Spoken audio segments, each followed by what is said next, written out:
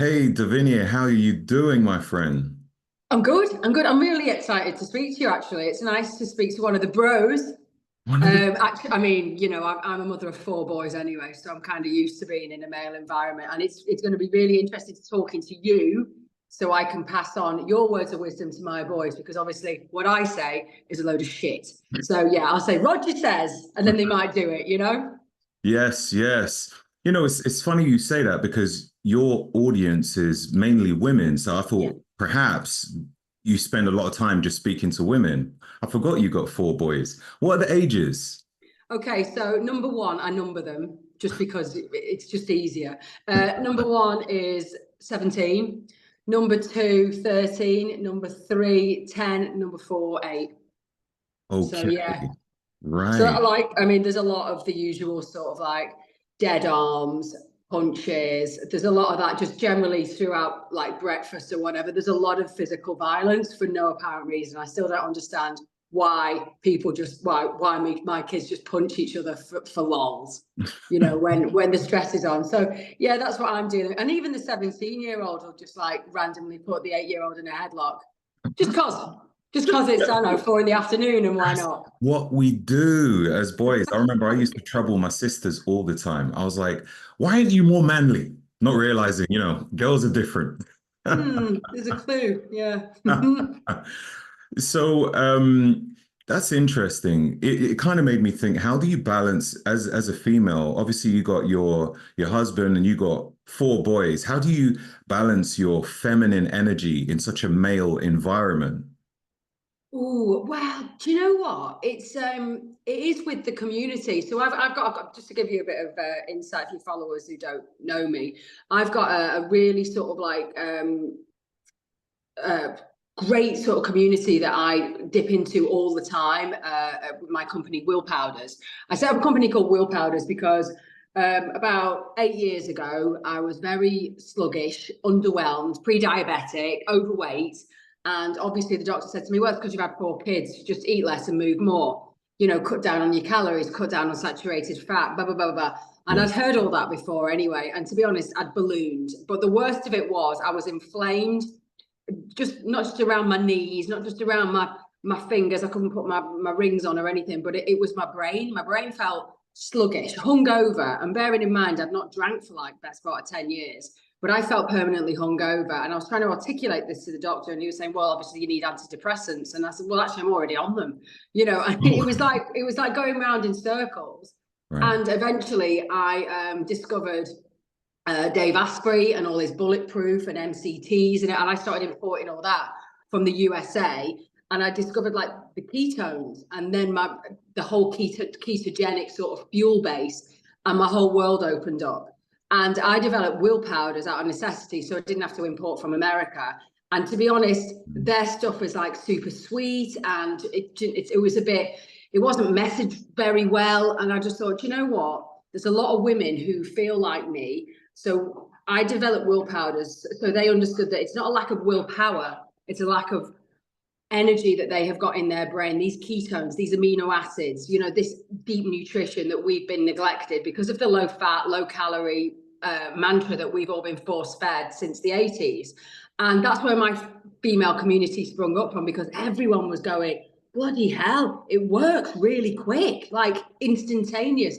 The Mm. lights have gone back on, not in a wired way, but in a sort of, actually, do you know what?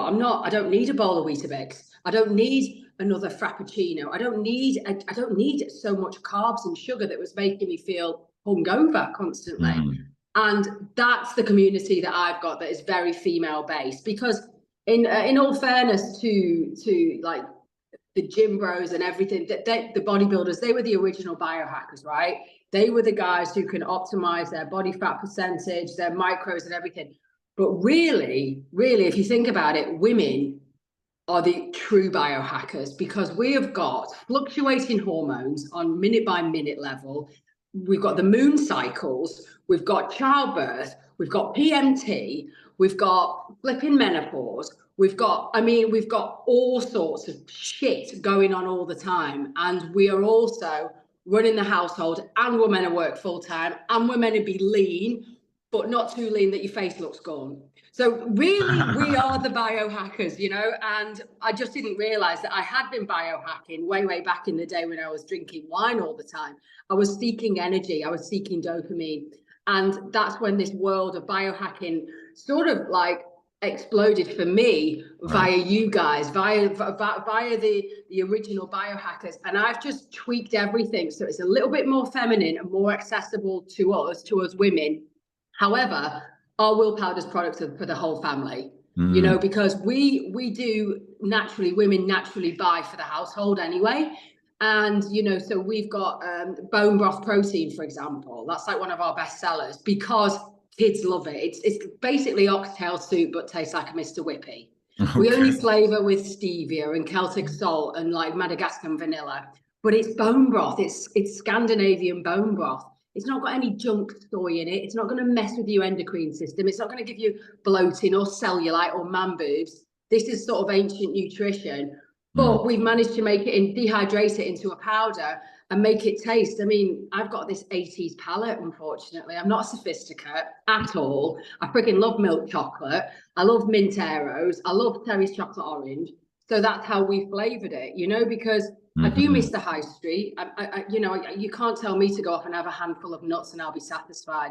This is me. You know, I am child of the 80s, partied in the 90s, and I'm afraid those habits do not die. And, you know, so that's what we've done at Willpower is we've tried to make convenience food with minimal processing that you can just hack your day with. So you don't reach for the meal deals in Sainsbury's. You don't end up in Pret a Manger having some weird wrap and then feeling starving later. You're not bamboozled by junk granola where Kellogg's are just making a fortune off you and they're just like spiking your blood sugar at 8 in the morning. So by 10 o'clock, you're knackered again. We want people to feel in control. And what I see a lot of our women, and they actually bring their husbands into on the Facebook group now as well, because it is a family thing. It's mass addiction. We have been raised from little tiny tots on constantly feeding our kids sugary grains, treats, fruit smoothies. I mean, it is mass addiction to blood sugar spiking foods. Now, don't get me wrong, of course, blood sugar spikes are normal, but I think what we've got now, and particularly looking at what the NHS is saying about children having legs amputated because of diabetes, this diabetes was never, ever seen in a man under the age of 60 back in the 80s. Now we've got children with it. And we really need to address this bombardment of blood glucose. So, you know, the NHS has got to catch up. And I know I'm preaching to the converted with you guys, but it's like, to be honest, it starts at home. It starts with the kids. It starts with the next generation, you know. So for example, my kids in the morning, when I'm getting them ready for school, they have bacon, eggs, and then they have a protein shake. I'll chuck a banana in it as well, because they're not necessarily in ketosis, you know. I chuck a banana in it, and that's what they'll have, and they go to school on that. Yeah. So there's nothing I can do in the school. Yeah. Because I know they're having pizza, pasta, and chips. They've got a salad bar at school, but come on. No. What 10-year-old's going to go and get a salad bar over and above a load of chips? So there's nothing I can do about school. You know, that they put that as like a gesture, don't they? Yeah, we've got salad on offer. Thanks for that. Well, that was a waste of time. And there's nothing I can do there, but wrapping around that school day, you know, at night we have meat. I mean, I live in Lancashire. I literally drive past sheep every day and cows every day out on the grass. I've got a local butcher. I've got grass-fed meat, and I don't necessarily have fillet at all. I'll have the cheaper cuts that are fattier. I give my kids great saturated fat with all the minerals in, you know, and I'm not force feeding them broccoli all the time. I'm not all about the veg. I'm more about the meat. I've got 4 lads growing up. They don't particularly like veg anyway. I don't know any kids that do. So I'm like, have the meat, dip it in a runny egg, and then get outside. Go and do 5-a-side football. Do what you want, you know, get on your skateboard and that sort of thing. So that's what I'm trying to do and come away from the endless snacks, the endless hyper-processed food. What do you do about the snack situation with kids? Like, I mean, when they're at home, I just say to them, would Ronaldo eat that?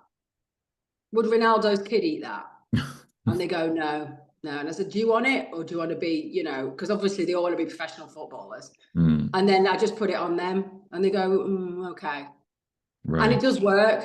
It does work. You know, they're not as addicted yet. They're not like, but they've not been eating it for like 30 years like I was. Right. So they can just take it or leave it, and they walk away. So So that's sometimes, handy. And obviously you've got parties and stuff, and there's nothing, I'm not going to dictate to other mums, oh, my kids can't have a load of Haribos. Of course they're going to have a load of Haribos. But it's kind of like, if I can do like 80% of their meals of decent protein, meat-based, real food-based, I'm doing wonders in this day and age, to be perfectly. So do you focus on their gut health with certain things? Do you actually give them any supplements at all as well? Well, let's see. So for example, if they're gonna, do you remember when the Prime mania was out? Every kid, every mum in the country had to go to Asda at 4 a.m. and queue up for bloody Prime. Wild. So, oh, I know, but you just, you know, it's just that pester marketing. I'll just do it, and then it's done. So you do that, and what I did was I spiked all their Prime with some collagen. So I just thought that'll protect their gut. Collagen? Yeah. Wouldn't you know? I mean, collagen. No, not at all. So we have bovine collagen. It's Swiss, so it's absolutely grass-fed, highest welfare in the world. And I don't believe in marine collagen, but we can come back to that.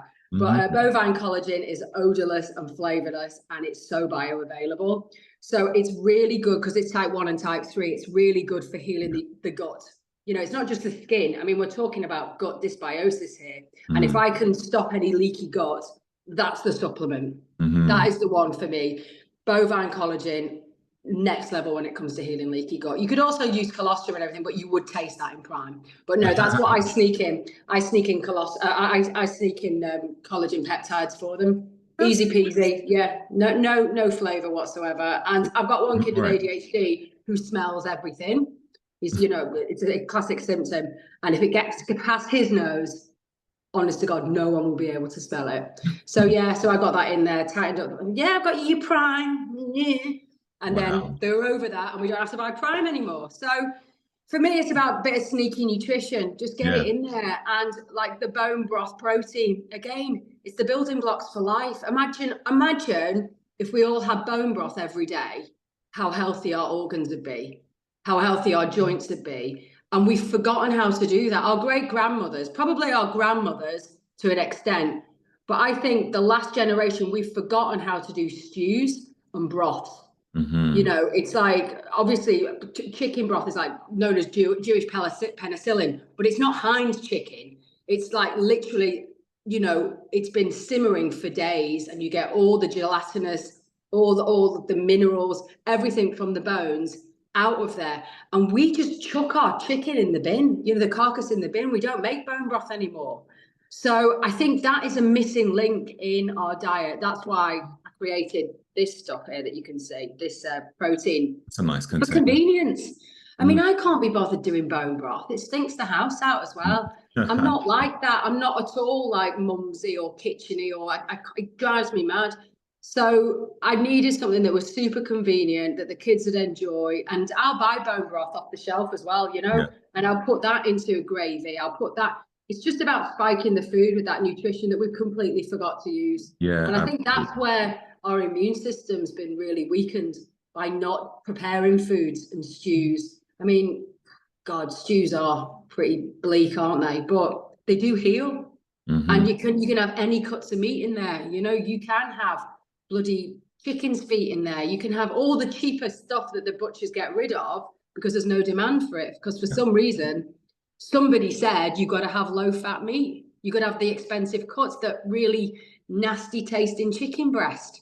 I mean, as soon as you turn the bird under and you've got the brown meat, that's where the flavor is, the thighs, you know, and that's the cheaper bit. So there's a way around it. And I think before the market catches up, as long as you have the fattier cuts of meat, you're getting more nutrition. And we're lucky in England. We're very lucky because we've got a lot of grass, because we've got a lot of rain. So a lot of our cattle is automatically grass-fed. All sheep are grass-fed. So you don't need to go organic and end up in Dalesford spending your mortgage. Just find somewhere that is like British lamb, you know. Wild. I mean, it's great, you know. There's so many delivery online meat suppliers now, you know, that'll give you the cheaper cuts and you'll just stew it. I mean, it's it is just like going back to what our great grandmothers did before all this chronic disease kicked in. And for me, that is the most bioavailable source of nutrition over and above any supplement, Yeah. over and above So everything. would you say most of your meals are meat based then? I mean, you speak Yeah, quite heavily on meat, like this yeah. dogmatic approach when it comes to nutrition. Some people are carnivore, some people are, vegan, and there's many different types. Like, what would you say is the most I, diverse type of approach to a diet? so for me personally, I'm 47, and how I eat now is like I said, the kids have bacon and eggs and bone broth smoothie. I chuck a banana in there, and I have raw milk in there as well. There's a local dairy, so I chuck raw milk in there. So that's really nutrient dense, great enzymes. A2 milk, you know, it won't affect their A1 milk. Generally gives people bloating or some sort of reaction, but A2 milk has got all the digestive enzymes in it, Right. and that There's a lot of that fear helps. about raw milk. Yeah, it's weird, but I mean, like I say, there's a lot of fear around raw milk, but you can pick up vodka on the M6 at the services, Yeah. and I'm like, the the insanity of the messaging is crazy, right? I Yeah. mean, you're just thinking, who the hell is actually looking out for us and our kids? I mean, if I go, I mean, and I can, because I'm up north, you can just go to the dairy and you can meet the farmer who's got these cows. And my kids actually get the milk, and it's like a dispenser. And you get the milk from the farm, and you can meet the cows where it came from, and then you see them all walking out. And these farmers are artists. It's been handed down for 20 generations. And it's got nothing to do with the big dairy industries at all. And it's got nothing to do with backhanders into parliament. This guy is an artist. He knows every single cow. He knows what they like to eat. He knows what part of the field they like to go. And my kids get to see that cycle, you know, and also reap the benefit of high quality grass, which of course, if you're just using conventional dairy, these cows aren't necessarily eating all this, like all the different types of flowers, all the different insects, all the biodiversity that milk can provide. This has just completely been eradicated with pasteurization. And of course, I understand, you know, there were practices as the dairy industry was scaling that people were getting ill because they weren't looking after the hygiene. But you get to know your farmer, and you will see how much care he puts in and the level of hygiene. And there's tons of inspections in the raw milk industry. I don't think you can get it in Scotland at all, but in England, it's a thriving business. And you can get raw butter as well and raw cheese. You know, unpasteurized cheese is huge in France. It's the same thing, you know. So Mm-hmm. I always go for unpasteurized, just because I'm just like I said, it's like let's roll it back to when our great grandmothers were, you know, really healthy, and what Yeah. were they doing for their families, you know, before There's a money lot of, got in the way and stuff, you know. yeah. So yeah, so for me, raw milk, and it tastes great. It's lovely. It's Yeah. so satisfying, and you know, you feel really wholesome. And like I said, it's feeding back into the environment as well, because it's regenerative farming.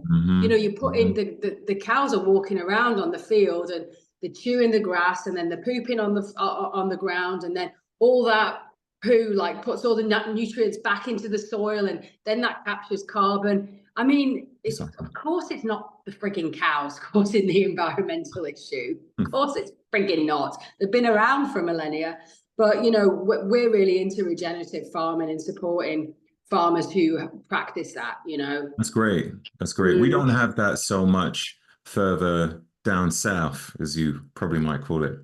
Yeah, I mean, I A think lot as of the you farming come practices. outside of London and you go into Gloucestershire and all that, that's quite buoyant down there as well, and over in Norfolk. But I think central London, I used to go to a farmer's market in Mhm. Marylebone, and the raw milk would sell out. You had to be there at 8 o'clock in the morning, and it would sell out immediately. But they always had butter and cheese, so Yeah. farmers markets are great for getting raw milk, you know. But I Yeah. mean, you can get it delivered, and you just freeze it, you know, Yeah. which will probably kill a few of the enzymes, but I don't think it's not going to wreck the protein levels or the taste or anything like that. So yeah, you can Yeah. stockpile in your freezer. I It's shouldn't great. think so.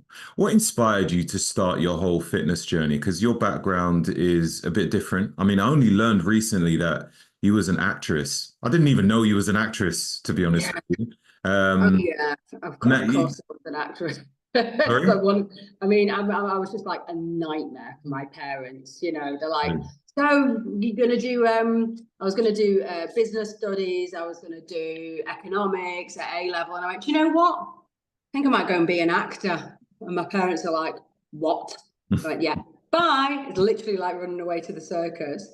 But I've always been a bit of a risk taker anyway, with everything. Yeah, I was an actor for a bit. So I came out of like doing my A levels and went straight into work I just started driving, so I was 17, and I went to a show called Hollyoaks, which I sort of learnt my trade and, you know, met friends for life and stuff.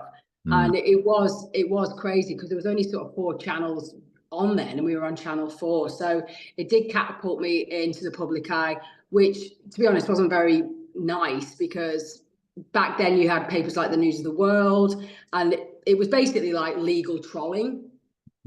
trolling, but with like grown-up men following you and recording your phone calls or trying to take upskirt pictures. I mean, it was really Wow. rough back then. And the trouble was is I had fame enough for them to write about me, but not enough fame to get like freebies. So it was like, Uh, bloody hell, you know, I only got the rough, none of the smooth. But I soon came out of that world, and I moved to London, and I got married to a guy who was actually from Manchester, and yeah, we ended up moving down to London, and then it took us a few years to conceive, and I went through IVF and had my first son, and it was then something shifted in my brain, and absolute fear and panic kicked in like you wouldn't believe. And in hindsight, I think it was something to do with the artificial estrogens being pumped into me, and then you have your child, and then you don't have those artificial estrogens, so you don't have all the supporting sex hormones, and so you're left with cortisol, hmm. just sheer panic. And at no point, which is strange, after I had my son, I mean, I just reached for the only solution I could find, which was white wine. That was the only thing that took the edge off and gave me a bit of confidence that I was okay. And so I would white knuckle throughout the day, and then drink at night. And then you got the hangover. Oh my God, it was awful. I cannot tell you, Roger. What you felt was running through your veins was like the devil within. And it was a constant sinking feeling, which was come every 5 minutes, like this wave of fear. Like, you know, I don't know if you've ever been given tragic news. Like, I can only liken it to when my mother was diagnosed with terminal cancer and the doctor said, there's nothing else we can do. That sinking feeling, that was what I was experiencing probably every 5 to 10 minutes when I was in postnatal depression. It was constant, and you just brace yourself for the next wave of fear and powerlessness and dread and impending doom. And the inner monologue is, okay, a bus is going to hit us. Okay, I'm going to fall down the stairs. Okay, the kettle's going to boil over. I'm going to burn myself, and then I'm going to drop the baby. I mean, it is constant high alert. And at no point, when I was trying to explain these symptoms to the doctor, at no point did they say, well, obviously you've had IVF, so that's going to wreck your hormone, your endocrine system anyway. At no point did they say, why don't we have a look at what your estrogen and your progesterone are doing? And instead, I was told I was bipolar and I was depressed, and they're going to put me on all these lithium-based mood stabilizers. And oh my God, the anhedonia was unbearable. I was so flat. I wasn't happy. I wasn't sad. I was indifferent. I didn't, everything was in sort of like black and white. There was no optimism, nothing. And I was like that for years, Mm. What is, because yeah, I was so scared of going back to the panic that right. I just thought I had to stay on these drugs because that's what the doctor said. Anyway, fast forward a few years, and I was pregnant with number 3. So my now husband Matthew and I had to move house because we needed another room, and Mm. so therefore I had to re-register the children at a different GP. And he said, okay, well, I've got all the kids' notes here. Let's have a look at yours. And he was called Dr. Sajid down in West London. And he said, oh my God, what the hell's happened to you? What are you on here? And I told him my story, and he said, no, no, no, no, no. This is wrong. This is wrong. You don't need this. Let's pull you off them all. And so I came off the antidepressants, came off the bipolar, really sort of there was no rebound effect actually. Fortunately, I just suddenly didn't get anxious. I suddenly didn't go crazy. I just got a little smidgen more energy. But remember, I was still fueling myself with Weetabix, skim milk, Rivitas, obviously all bran. That was like crack, all bran, mushed up. Oh, But then all bran, yeah, which basically is sugar. And I'm then not a fan of the taste. sandwiches, soup, dipping in, the odd pot noodle, which was a treat. And then, pizza at night, that sort of thing. But everything was low fat. So I was still fueling myself like that. So I was piling on the weight. I didn't have access to exercise because mentally I was so flatline. Mhm. And it was only when it was Matthew who introduced me to Dave Asprey on Instagram, who obviously isn't very female focused. But I Mhm. was going to try anything at that point because I thought, surely I felt elderly. Mhm. I mean, I had, I'm being told to take the kids for a walk in the park, and I'm just like puffing and puffing and trying to get the pram up, and absolutely nothing. No joy really, just real sluggish. And I've said this a few times, but if I was going to Sainsbury's or Tesco and there wasn't a mother and baby space for me to park in, I'd just drive home. So I'm not walking those extra 5 paces. And now I can run a marathon like that if I want to. So that is the chalk and cheese of 10 years, I can literally run a marathon if I want to today without injury, without any big preparation. I can just do, and that's confidence. But back then, I couldn't, my brain was telling me conserve energy at all costs. Therefore, drive your car back home, get back on the sofa, put on loose women, and settle down with another cup of tea and a brownie. That's what my brain was telling me to do because I think it was starving. Mhm. It had become so insulin resistant, my brain, because it had been overfed sugar ever since being a tiny tot, that it just didn't respond to glucose anymore. I didn't get an uplift from it. I just had a craving for it. And Mhm. being an alcoholic, and I know that that's addiction. And that's why I see addiction everywhere when it comes to these foods and these snacks. I see it, and people Yeah. defend it. They What was defend it like I defended alcohol because I didn't see another solution. But my solution with alcohol is just abstinence. I just can't go there, which is great. Once that's out your system, the cravings generally go. However, food is different because you've got to eat most days, and Mhm. it just depends on what ingredient you've got in your body. Is it going to kick off a craving for more? And I fall off the wagon a lot, but I bring myself back on by fueling my brain again with some more energy, some more ketones, some more amino acids, some more grass-fed butter. Boom, my brain goes, oh, okay, sorry about that. Sorry about that. We'll Mhm. move on from that. And there's no rebound effect. I'm not piling on weight. It's not a yo-yo effect. So I think, The alcohol, when did you yeah. stop that? When did that stop for you? Oh, that was 15 years ago. 15. Okay. Yeah. So, I mean, I went through my mum dying of cancer as well, sober. So, alcohol's a sneaky one because you'd think that, right, if I was going to go back out again, it'd be that'd take me out, Hmm. watching my mum die. But I tell you what's the sneakiest, going past a pub in summer and everyone's in the beer garden and Hmm. you're in a good mood. That's when alcohol just taps me on the shoulder and says, why don't you have a spritzer? And this is after 15 years. It's still there doing press ups. And I'm like, Right. Let me thank you ask, very much. during the time when you were drinking, like Yeah.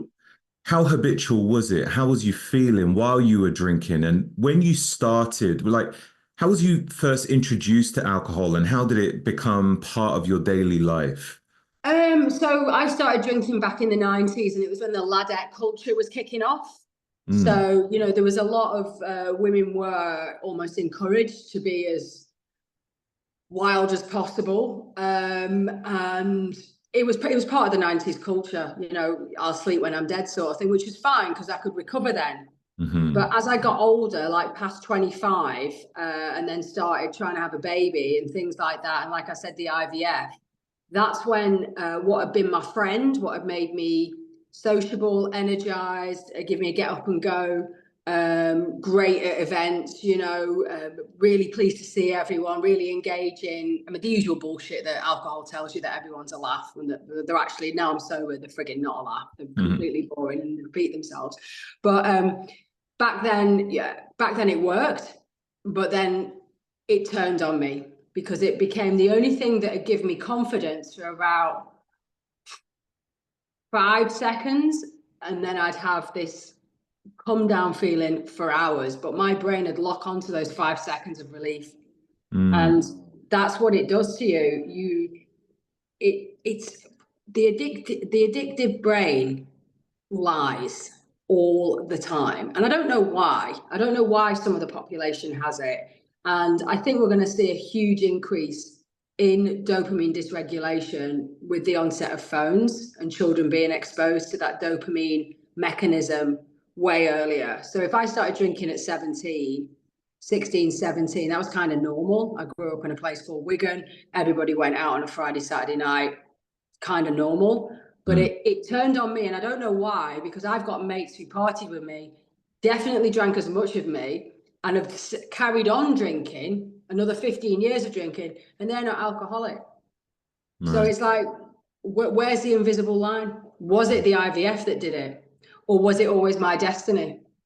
I really don't know. But all I know is I've always been a risk taker. I've always sought dopamine. White wine, not beer, white wine, Mhm. used to give me dopamine like nothing else on the planet ever could, or ever probably would.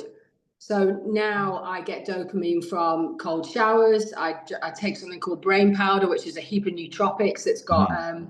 a precursor to dopamine, L-Dopa, in there, which we manufacture. I had to manufacture my own, Yeah. because every other pre-workout gives me the jitters. It pushes past my comfortableness into anxiety. So I need to be careful with that. Right. So, and I think it's because we're more of a female-focused company, that we just tweak it, because we're always aware of that fluctuating estrogen, fluctuating progesterone. We're aware of that women's hormones need to be we can't just like go in there really hard. We need to like warm ourselves up. So I always put, whenever I recommend caffeine, for example, I'll always say team it with L-theanine. You need that to just offset any jitters or insomnia later, Yeah. because these little tricks gave me my life back. I didn't have coffee because I thought it'd give me anxiety. Now I have it with L-theanine. I sell a supplement called Calm Yeah. I that looked fits at it. really well with it. Yeah. Fits really well with it. So if I need a coffee at 6 o'clock at night, because guess what, I've got to go and pick another kid up from football practice, and we've still got to do homework, and I've got to wash a rugby kit. I'm not doing that without a cup of coffee. You know Yeah. what I mean? Yeah. So I've not got access to wine, so I will do that, but I'll team it with L-theanine, and I'll still be able to sleep at night. Sorry. So What is the latest time you would have a coffee? probably about 6. 6. Mm. Right. Have you done a genetics test before? Yeah, and you know what? I'm like that with them, because one said I can metabolize caffeine, and the other one said I couldn't. I do like Life Code GX one. That's a really good one for that. That particular DNA test is really good, because if you did it with a Dutch test, the dry urine test, Yeah. it's great for females. So if anyone's buying their mum, their sister, their wife a present that's a biggie, like for the 40th or something, Life Code GX DNA along with a Dutch test will tell you your risk for certain cancers. Will tell you if you need, say, DIM to detox toxic estrogens. Will really help you give insights into what your cycle's doing right now. That for me would be way better than any frigging handbag or even a meal out, to be perfectly honest. That's what I'd want. But I had to buy my own. Matthew didn't buy me that. I bought my own. But yeah, so I think those DNA tests are they've got to be interpreted by the right practitioner. Of course. Really, I rate a lady called Pippa Campbell. She's really good at that. What's her She's name? basically Pippa Campbell. Yeah, she's really good, and she can then prescribe things like DIM and black cohosh and things like that that will just help your natural production of estrogen, which is what I'm kind of into. I'm not on HRT yet, so I'm taking estrogen precursors. I do take an estrogen detox, and I do take, coming up to my cycle when I get a bit more anxious, I do take some precursor to progesterone. And one thing I have started introducing to increase my fat burning is a precursor to testosterone as well, which I've also put my husband on, that I developed when I wrote my second book, Hack Your Hormones. I think testosterone across both male and female has been so diminished and so underrated that we are literally in an epidemic. Both male and females have got way too much xanoestrogens in them, and it's competing with testosterone, and it's causing belly fat, but it's also causing mood disorders, a lot of rage when you have estrogen dominance, men and women, man boobs, cellulite for women.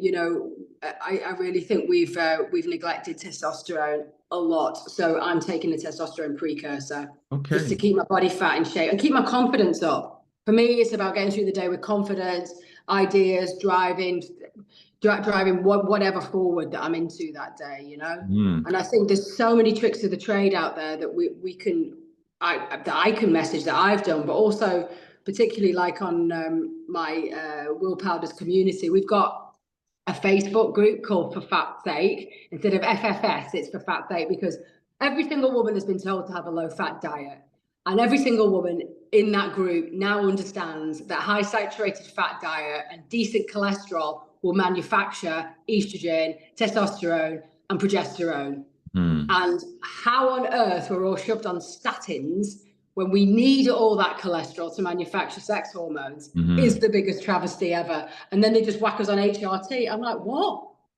It's part of the plan. It's part of the program. Part of the plan, man. So basically our For Fat's Sake group is full of men and women on there who share their sort of experience of what they're going through. Are they getting divorced? What do they do to mitigate the stress there? How's the insomnia going? Belly fat, just being able to get the confidence to go back into a gym or even go to the gym for the first time. There's a lot of community there, and there's no right or wrong answer because we're all at different stages. And someone will come in and say, well, I've had my brown bread this morning, and someone will go, whoa, hang on, no, you don't have that. What we're going to do is we're going to have a bone broth smoothie. She's like, oh right, sorry, my doctor said I needed brown bread. Of course. To keep me regular, and you're like, oh. So some people are just starting from day one. He wants to eat brown bread for his business. You keep eating that brown bread. I mean, oh, you're having issues? It's so sweet and gooey, And I was looking at I was doing some filming the other day, and I was looking at the Eat Well plate. They want 70% of our calories to come from starch. 70%. I haven't looked at that for years. I know. Well, I was looking at it, and it's absolutely crazy. And then it says, but only 7% of your food should come from fat and sugar. Fat. I mean, what fat exactly? Are we talking about omega-6, omega-3? Which fatty acids? How many how many carbon atoms? 48 or 8 carbon atoms? What fat are we talking about? And sugar. But they're saying you should only get 7%. Say you're only meant to get, say, 3% of your calories from sugar. But they're pushing 70% of the food to come from grains, which when they mix with saliva converts to glucose, also known as sugar. So I'm like, where's the maths in that? I mean, where's the logic in that? And then I dug a bit deeper into it, and it's been copy and pasted from the American food pyramid, which was funded by, guess who? The agricultural industry. So that's where that's come from. You're just like, for sure. In every school, every dentist, every hospital in the land, there's your Eat Well plate. And you're just like, my God. And even like my friend, she's a home economics teacher, and she was on holiday with me, and she said, you want to see the shit I've got to teach? She said, you want to see the low saturated fat mantra, the high grade? She goes, and I'm stuck in this syllabus. I know it's wrong because I've lost 4 stone doing the opposite. But, that's my job. I've got to teach this syllabus. And it's bollocks. And she goes, it is bollocks. You know, you got these poor kids here who are like, have got bodies of 50-year-old men and women, and they're flipping 14. Mm. It's mental. And everyone's like, oh, you know, it is what it is. Okay, we'll put them on Ozempic then. Oh my God. But my biggest bugbear, it's the mental health, it's the lack of energy.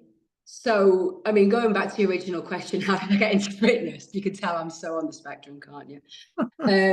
All good. It all starts for me with having energy in my brain, because if my brain is energized, my decisions are way more positive. So I can, if I've got energy in my brain, I make a split decision. Do I walk to the fridge and make a sandwich or cheese on toast and then have some chocolate?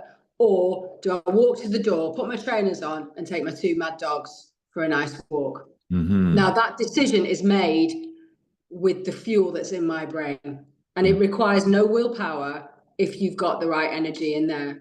And for me, the lifesaver was like the ketogenic diet, really. I'm Okay. ketogenic during the day, and at night I have my carbs when I want to be sleepy, you know. Right. Keto during the day. So, Yeah. okay.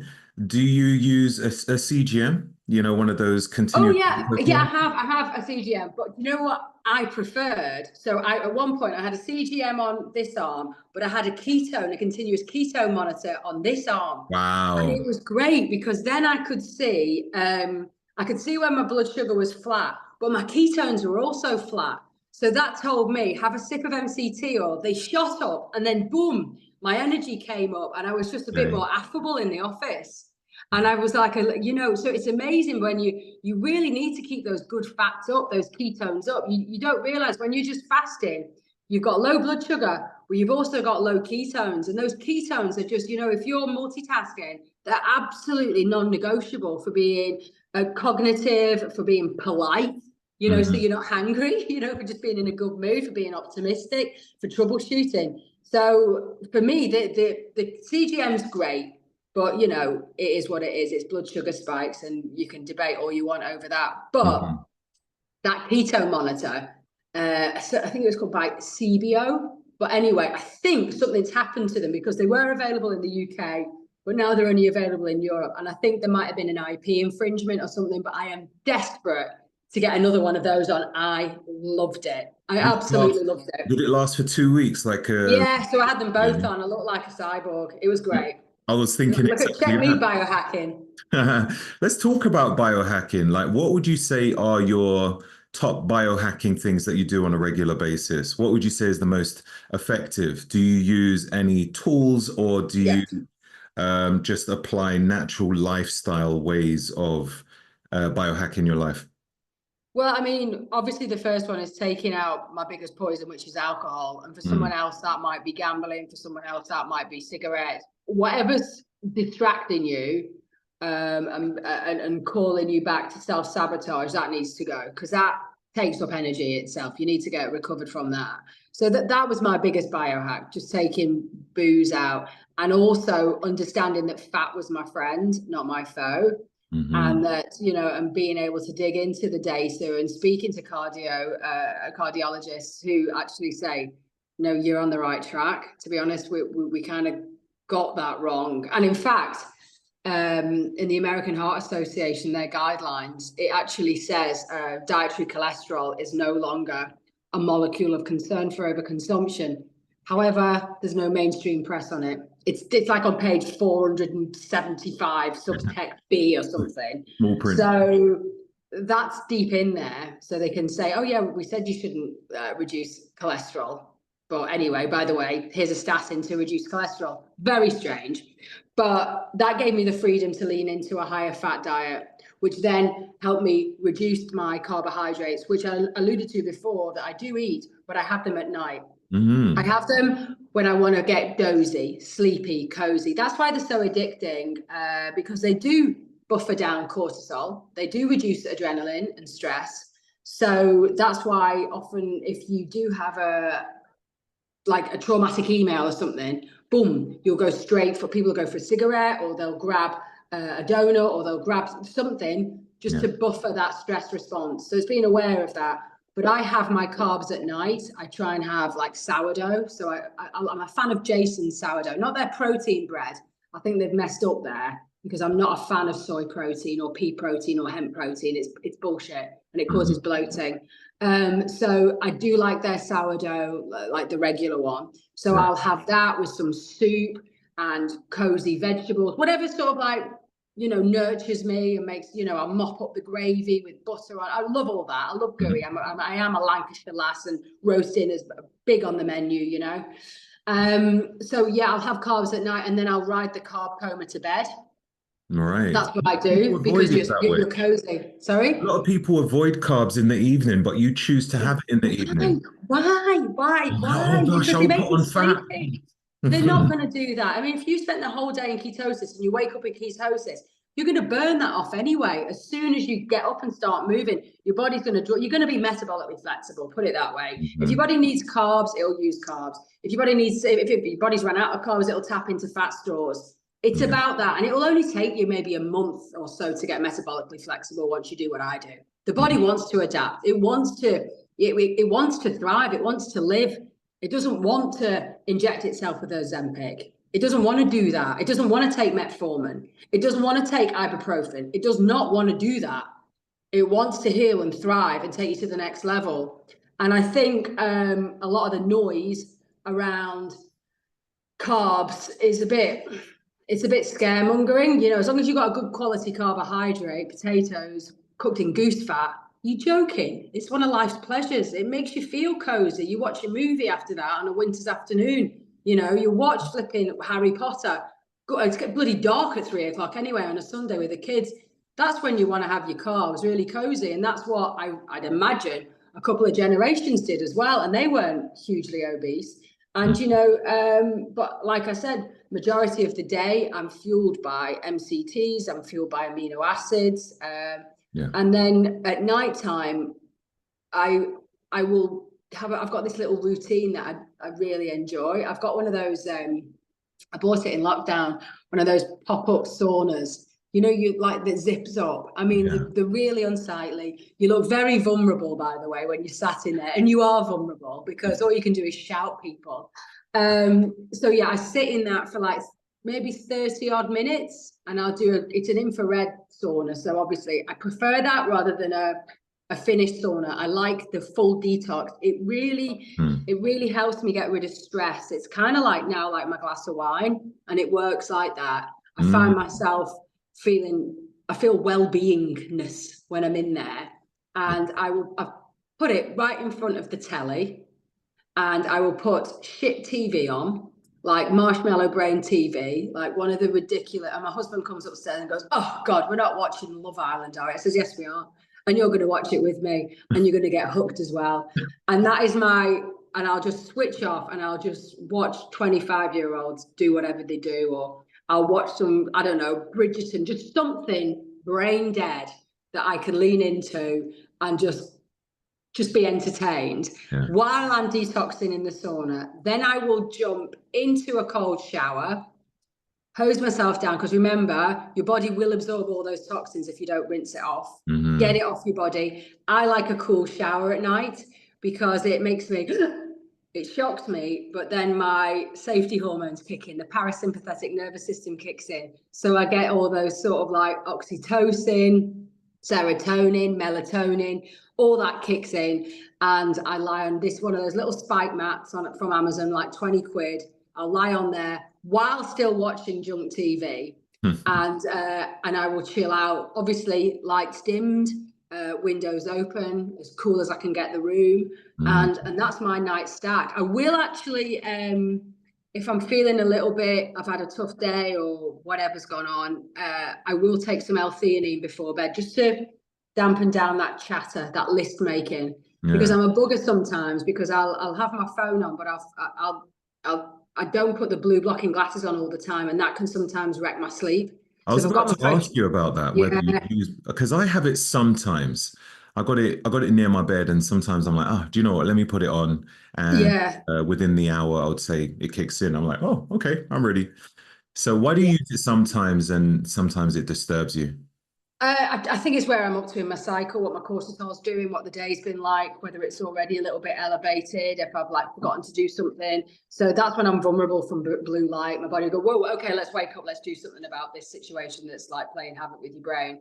So I do think blue blocking glasses are quite good, particularly those of you who don't get decent sleep, decent REM sleep. I am very lucky with my sleep, just because of all these things I do during the day, like the fasting during the day, the fat fuel during the day, the carbs at night, the coziness there, the routine, the gormless TV, and the dim lights. But if that's not enough for you, I mean, I would recommend a decent magnesium glycinate. That's great for restless legs. Another thing is, like, in Boots, they've got this spray, and you spray the magnesium on the soles of your feet. That's really good as well. Yeah, that's good. I've got a friend who's literally soaking her feet in it at the moment, just because she's so anxious, and everyone's a dickhead in her house, so she's at that point. And another sleep hack would be cooling the room down, and obviously melatonin. If you're really struggling, melatonin, I don't think it's habit forming. I've taken it on and off for years because I go to Spain and it's readily available. And again, I argue with NHS doctors, why would you give me diazepam knowing I'm an addict over melatonin? And they don't have an answer. They said, because that's what we get told to do. I'm like, okay. And I've been in rehab. I've been in rehab with people coming off diazepam, and it is worse than anything you've ever seen. Right. The terror they have, the terror that they fear, like the devil is with. I mean, like with alcohol, that dies off within about 5 days as the liver clears. But this diazepam, Xanax, it's months of terror. It's crazy, and that's the hardest thing to come off, you know. So I don't understand why they're dished out like candy, and you can't get melatonin in Boots, but you can do in a supermarket in Spain, and you can even get it for your pets. But there you go. That's that borders in it. They're the borders, and it's me having wheel powders as well. We're currently just trying to get into Ireland, and what you can do in Ireland is totally different to what you can do in the UK, which is totally different to what you can do in France. And like, hang on, are we all human beings? But, you know, it's all those borders. And you go to America, it's like a sweet shop for me. I'll say, I'll have 10 of them and 10 of them, and that's great. And so, yeah. So melatonin. Sleep hacks, melatonin, I got. And then, so for me, obviously the biggest biohack is sleep. The biggest biohack is sleep. And I'm one of those geeks who's got an Aura ring. Okay, you know? yeah. So I track my sleep, and for me, it's great because I can show Matthew evidence if I've not had if I've had bad sleep. He says he's had bad sleep, and I go, no, mine's worse. Look, it says, look at my score.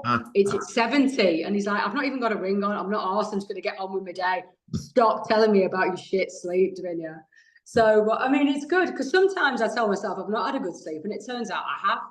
You know, and I'm just being a bit of a dick. I've had that, you know, because I have an Aura ring, but I'll be honest with you, I just became quite obsessed with it because I'm just a hardcore biohacker. I'm not going to get into that, but I was checking the stats on it all the time, checking the previous days, and then I'd be trying to measure it up with things that I've done during the day, wondering, did I meditate long enough? Even breaking down certain food types, I'm like, aha, it's you know. Brilliant. And yeah, but I was like, mate, you don't need to go that far, bruv. And we sometimes can't help it though, can we? Nosy. We're nosy bastards. That's all it is. Gotta know. But as you were saying about you know, checking the way you feel with the stats from, you know, what comes out on the report on your app, sometimes you could feel crap, but then it says actually you're okay. And then you're like, well, maybe I am okay and I'm making it up. Like, what? How do you know if you're well or not? Like, why is the ring going to know better than you? I mean, it is literally, I mean, obviously the placebo effect has been proven thousands of times to work. And for some reason, we dismiss the placebo effect as, oh, it doesn't work then. No, the body, the biology of belief is a thing. It's a thing, you know. I think Bruce Lipton wrote a brilliant book about it, whereas your thought process affects what your blood is, which is basically the culture in a Petri dish, which will then determine what your organs are going to do. And you can literally change the chemical compounds within your blood by how you're thinking and what you perceive. And I mean, that is quantum physics, and it's a bit frigging highbrow for a Friday afternoon, I'll be honest with you. But it is coming to the forefront. You know, there is an energy, and, you know, actually another thing is quite interesting. I'm just writing my third book now, which is called Future Proof, that will be out in April. And I was literally writing about Bruce Lipton and the flow of energy and how Western medicine dismiss it. However, when I was having IVF, I got sent religiously to acupuncture. And I said, this is ridiculous. Why is that going to work? I need proper drugs, you know, because I hadn't obviously opened my mind to anything. Yeah. And they said, oh, I know, we're just told to do it. I mean, it probably won't work, but you still got to do it. And that is like, oh my God, the most highly technical, I mean, creating life through IVF is so futuristic. And then you've got a 10,000-year-old practice as a side note, which they tell you to do, but keep it on the down low. Yeah, you know, it's like, so it does work, but they don't admit it. Western medicine won't admit it because they don't understand it. They don't understand the flow of energy because they can't quantify it yet. Maybe they do understand it, and that's the problem, because, like, you know, these practices will start to make certain drugs obsolete. We can't have that. There's too much money to be lost. I mean, I'm with you on that. I mean, I'm totally with you on that. And, you know, when you see what's going on with Ozempic, and my God, how they fast tracked that within 6 months, FDA approved. And I read something kind of interesting. FDA isn't approval, it's a business deal. That's all it is. It's a handshake. And, you know, and I'm wondering why they did semaglutide as their hero peptide when there's loads of other ones that would have been better, that help with weight loss and maintain muscle mass. I'm like, why did they run for that one? I mean, I don't get it. There's way more different peptides that could have facilitated a decent weight loss. Anyway, I'm not a big fan of it, to be perfectly honest, because everyone don't really know much really elderly. I'm sorry. I said everyone who's on Ozempic suddenly looks very elderly and frail. Right. You know, they do. It's that, because I think you lose 30% muscle mass of the weight that comes off. It's muscle. And obviously you're going to have bone degradation there because the muscles and the bones speak to each other. And so you're going to become frail and elderly really quickly. You will become.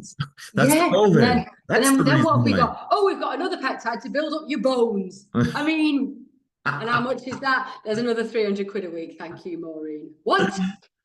God, just have some protein and just prioritize it.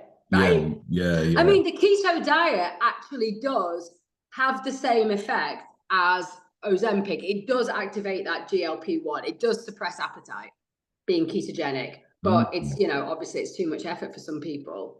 It is an effort to come off the addictive substance without being handheld. I know what it's like to come off addictive substances, so I'm not patronizing anyone. It is hard work initially to get that stuff out your body and out your brain and out the habit, but it is doable. It is totally doable. I mean, it's the years of practice of eating a certain type of diet, isn't it? And then all of a sudden switch off from it to all of a sudden think, hey. I mean, and Roger, it's even things like the time of day.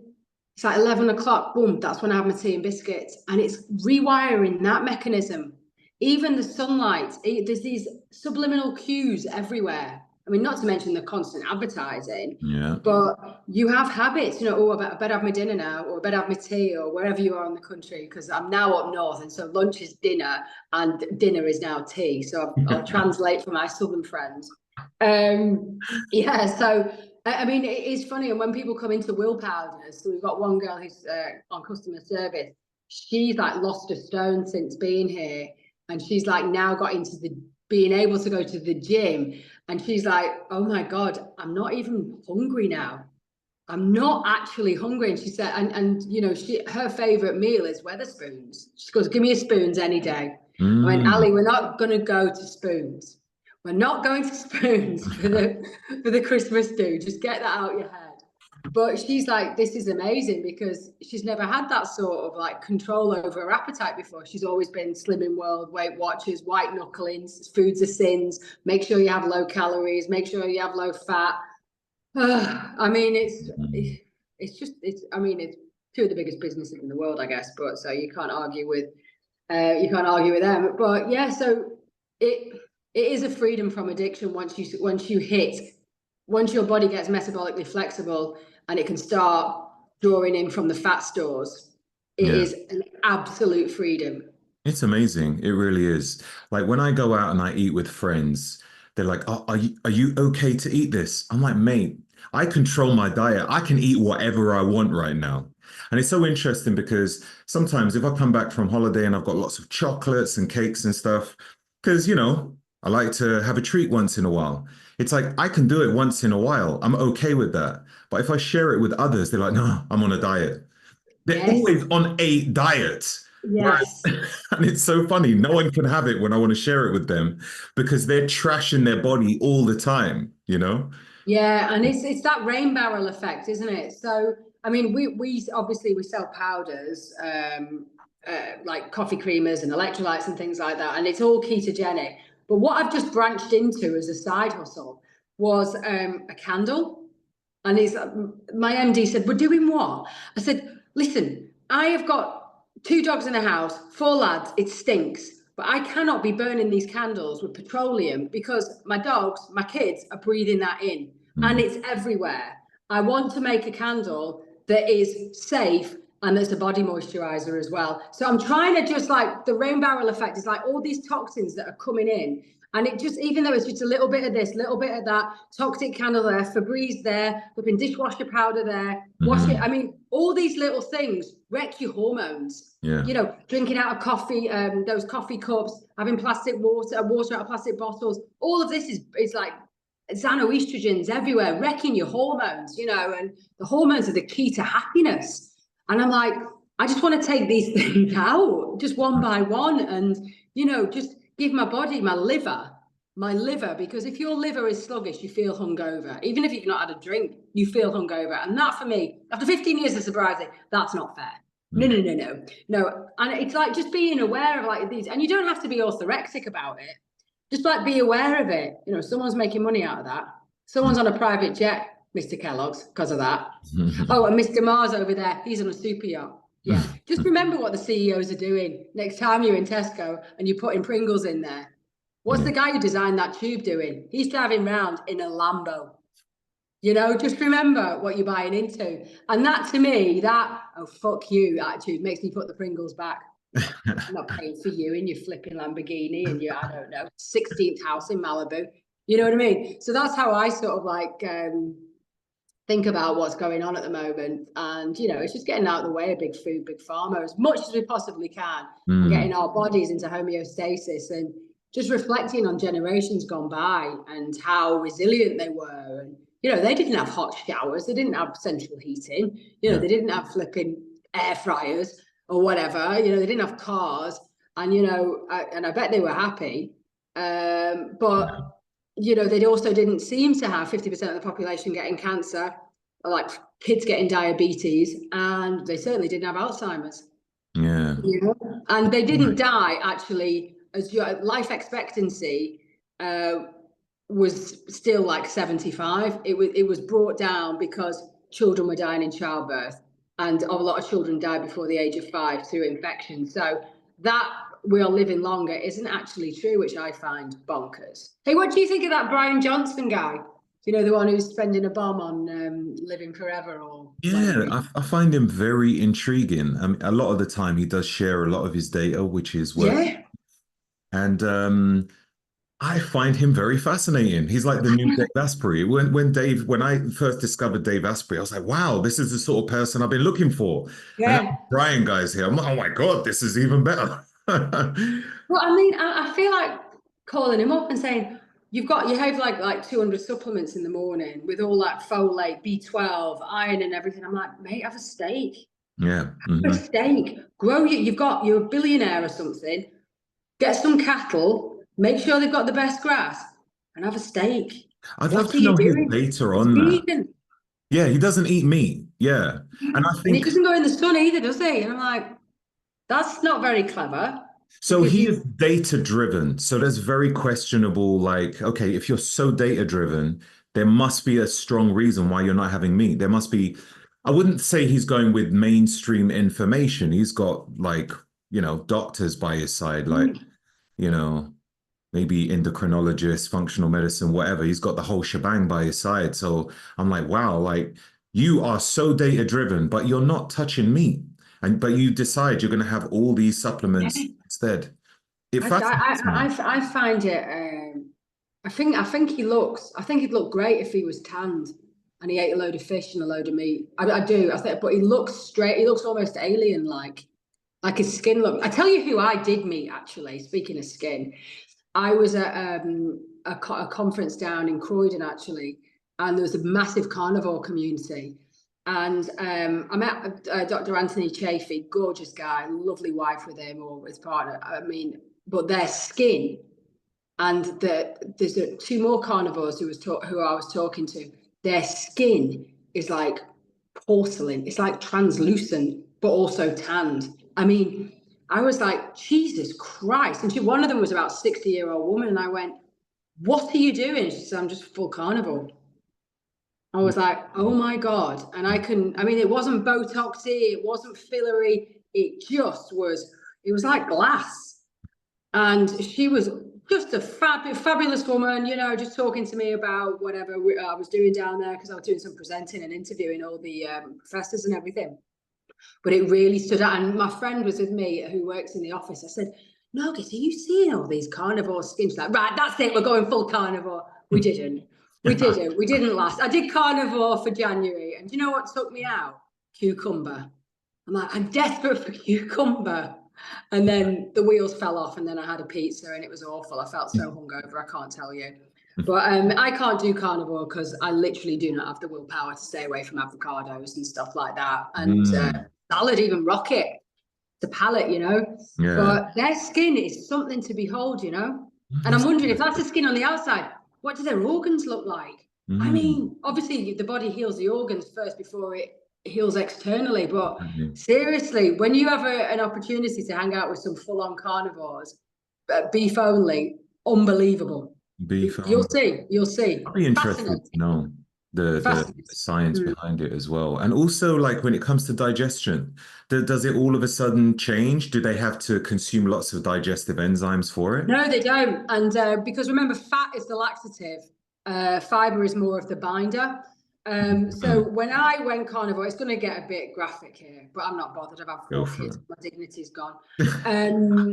On the first week, I did have a bit of and Matthew did it as well, my other half. He was an arsehole on day 3. And I said, right, well, I went and stayed with my mate in Leeds. I said, you're such a dick. I'm going. And then on day 5, he was fine. So it's kind of like that adaptation as you suddenly become a bit more fat adapted and the carbs are gone. And then all of a sudden you're okay. Now, I normally go to the toilet every day, like clockwork, first thing in the morning. And for the first week of carnivore, it shifted to nighttime, but then it went back to the morning again. So I don't know what happened there, but I mean, I'm a little bit obsessed with poo and stuff. I mean, we always end up talking about it in the office. And Matthew's like, please, can we get through a day without talking about poo? And I'm like, sorry, you've got 5 girls here. That's all we talk about. I don't know why we've got this obsession, but yeah, so that's what I noticed. And I think Matthew said that I think he just went once a day. Normally he's a twice a day man. Okay, twice a day man, yeah. Yeah, but he does eat more than me. So yeah, I mean, I didn't have any problem with constipation at all. I think it might have been a little bit looser, but then it went back to normal. Yeah. There's so much thoughts about that. A lot of people believe that, you'd get constipated and also No, you definitely don't, because I mean, I was having fatty cuts of meat. So the fat is the laxative there. If you give a dog really fatty food, it'll get the runs. You know what I mean? Right. Okay, so I guess that helps with the intestinal lining, I'm assuming. It must do in peristalsis. It's just there's no fiber to slow that down. So straight out, I guess. But yeah, it's interesting. But no, I didn't have any constipation issues whatsoever. None. But I just had craving issues. I just wanted that. I just wanted fruit and veg. And I've never really been a big fruit and veg sort of eater, really. I've never really craved it, but I really did then, because I was doing bacon, eggs in the morning. I was doing, I wasn't having any lunch. I was just having, I was having coffee. I wasn't having MCT oil as well. Hmm. And then I was having like sort of steak at night, be it whatever was on, or lamb, or whatever we had really. And I didn't have any herbs or anything. And I just had salt and butter. And for me, it's the boredom that took me out, because I do get excited about food. So that's what took me out. But I mean, I looked great. I was lean. I had great energy. Skin was good. I mean, I obviously didn't give it long enough to see a huge transformation. But yeah, it was the boredom that took me out. So I don't know if I'd be able to do it either. I love sugar. Like when I say sugar, I mean like mainly from fruit, but I like sweet stuff. I buy dried fruit as well, and I'll just like throw in like mulberries in my mince meat and stuff like that. nice. Yeah, yes, I know what you mean. I'm very much into fruit with meat as well. I love honey glaze and that sort of stuff. I'm like, Yeah. anyway, but these guys seem perfectly happy. I mean, you're like, okay, well, anyway. And I was having dinner with them, and we had like a duck salad, and they just had the duck. And I'm like, oh, but it had like, orange sauce. Oh no, it was plum sauce. I'm like, oh my God. But anyway, they were happy, cracking on with the day. So I'm like, each to their own. And Yeah. they do look great. They do look in great condition. And yeah, there's something to be said about that carnivore diet as the ultimate elimination diet, and then slowly introduce back in Yeah. what you want. Don't do what I did and just end up having like the kids' pizza and chips and everything in a restaurant. And oh my God, it was awful. I mean, awful. I felt like I had a bottle of tequila the next day. It's bizarre. My liver just went, what? And it Yeah. just slowed everything. I was like really gnarly with everyone. It was awful. So yeah, junk food hangover. What would you say is your future plans, let's say in the next couple of years? Well, I want to take this company down under. Australia. I want to go down under, see what's going on under there, and I'd love for this. I'd love for this company to sort of like join the dots, with health. Like I said before about the borders, health borders. It's really crazy, isn't it? How women in particular get access to one thing in France, but just 20 miles over the channel, we don't get access to it because it's deemed inappropriate, like testosterone, for example. So if I go to my doctor, and thousands of women say it on my Facebook group, yeah, I'm on HRT, I'm on progesterone, I'm on estrogen, I think I need testosterone. Lots of doctors will say, no, that's men's hormone. And you can literally say to your doctor, yes, but we actually produce more testosterone than estrogen. Is it still a men's hormone? Yes, it is a men's hormone. You don't need it. Right. My husband isn't getting any sex because I've got so low libido. Can I have testosterone? Yes, you can have testosterone. Save your marriage. Welcome to 1959, Roger. That is what That's what we're dealing with. it's That not is what you say, it's how you but say that's it. how you get testosterone out your doctor. You say, my husband's not getting it, he's going to leave me. Mm, So they'll go, yeah, you can have testosterone now. Can you even cope with that? So, wow. but you go across into Europe and not a problem.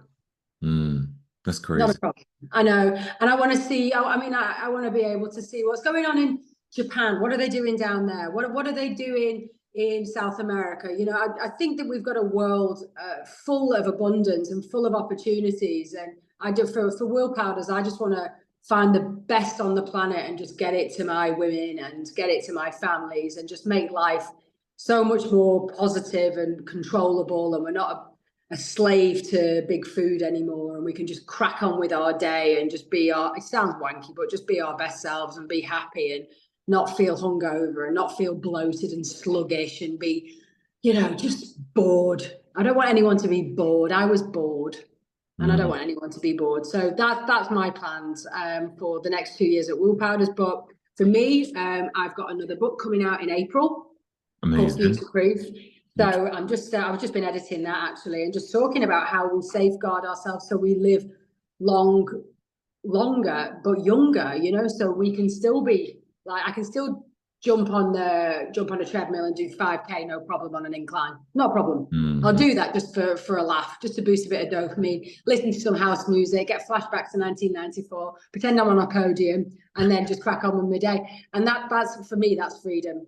I want mobility. I don't want diseases. I don't want what happened to my mum happened to me. You know, I don't want to be taken from this planet at 60. It's not right. There's technology out there. There are protocols out there that are so hush hush. I just want to expose them and give people hope. You know, you don't have go and put your affairs in order. I don't want anyone to be told that again, because no, that is not the final word, because there is always a solution. There is always optimism. There's always hope. And, you know, I want to open up the world so that we don't have, well, it's the media, isn't it? The media don't say anything in the UK. And, you know, I mean, I just find it crazy how we save up money in pubs and stuff to raise money for children to go to America for life-saving treatment. Like, where's this money going that we pour into the NHS? And why don't we question that? Why the fuck have we not got that? We've got Oxford and Cambridge, two of the most revered universities on the planet, doing all this research. Why does it get shipped off to the highest bidder in America? Why is it not hurt, you know? And that pisses me off. That pisses me off. We've got some of the greatest medical minds ever to walk the planet, and it all gets exported, and that pisses me off, as you can tell. I'll say that a few more times. So I just think we need to break down the borders and start working as a globe to fight the crisis that we've got, this diabetes crisis. I think it is. I really do think there's a diabetes epidemic, and there's a dopamine dysregulation epidemic, mass addiction kicking off right now. That's a valid point. Yeah, I don't think that's something we think about. And just quickly, you'd mentioned earlier on quantum physics, quantum mechanics. What's your thoughts on that, on spirituality? Oh yeah, well, I mean, I have to believe in something, because that's the only thing that will keep me off alcohol. Right. I have to. I don't know what it is I believe in, but I will have like a conscious contact with the power of the universe, mainly looking at coincidences. Something like comes in my path, I'll go, okay, there's the universe working in my favor, and the universe is going to keep me safe today. It's going to keep me away from that first drink, and it's going to take away the cravings. And that's my sort of inner monologue. And like I said about Bruce Lipton, if I sort of like put my trust in something beyond my comprehension, beyond the comprehension of anyone, any science body, then I could let go. It's all right. The universe has got me, you know. So I live in faith rather than fear, which helps me be brave as well. It helps me take risks, calculated risks, but it helps me take risk and trust the process. And it takes the burden off me. So if I'm stuck in traffic and I'm late for an appointment, I'll go, do you know what? Something's protecting me from God knows what car crash might be up ahead. So just slow down, relax. You're going to be 5 minutes late, and just lean into the process. It's harder to do that when you live in central London and you're always late. Granted, and then you've got a parking ticket or something. But up here, I think I've got a lot more contact with nature. So I went for a run this morning with the dogs, and I always listen to house music, but I was running downhill, and I just took my headphones off, and I could hear nature, you know. And that, just a few seconds of that is enough for me to go, okay, yeah, something bigger afoot. I'm not in control. Just do the next right thing, and everything should be okay, you know. And just be honest, and just do your best, and just keep my side of the street clean, really. That's all I can do. I do get intrusive thoughts, particularly when my hormones are down, wrong time of the month. I'll get the worst of the world, particularly that I've seen on social media. When I see animals, kids, torture, whatever awful Special Victims Unit episode I watched 10 years ago will haunt me. So I've got to be careful of that. I've got to keep myself away from sort of traumatic imagery, because it hits me and it can consume me, and then my faith can waver a bit. I'm like, what, God will do this? And I'm like, well, that is the devil at play. The devil is true. So obviously if there's such evil, there's got to be such goodness as well. So it's kind of like I've got to really have that inner monologue with myself a lot of the time to try and not get sucked into the devil within, you know, because that will put me into fear, and fear could put me at risk of a relapse. So it's just like always fast forwarding. So why am I thinking this? Probably because I shouldn't have watched something, and now it's traumatizing me. Okay, how do I reframe this? So that's an ongoing thing for me, you know. just to keep Amazing. myself safe. Yeah. But I think I do believe in a higher power. I do believe in like a God of my understanding because I have to, because if I didn't, I would be terrified with all this burden. I've got 4 little men to raise, and I'm spinning plates with them, and you're always on the lookout for them. I always think, God, what if someone gets them? What if, or I mean, that is like the biggest fear, you just say, what happens if? And I've got to watch myself on the catastrophizing there. I really do. For me, doing, say, Wim Hof would often change that. So if I'm PMT, or particularly when I've been traveling, I'll get the EBGBs a bit. I Mm. will get the EBGBs. I know it's not a scientific word, but you all know what I'm talking about, right? That sort of. So if I've got the Wim Hof app actually, because I need him to guide me, otherwise I'll skive.